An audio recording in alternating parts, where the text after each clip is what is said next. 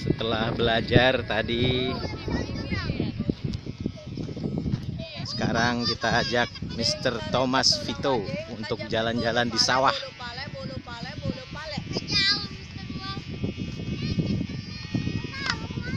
Mungkin ini jalan-jalan ke sawah pertama kali bagi dia. Nggak ada di Perancis sawah.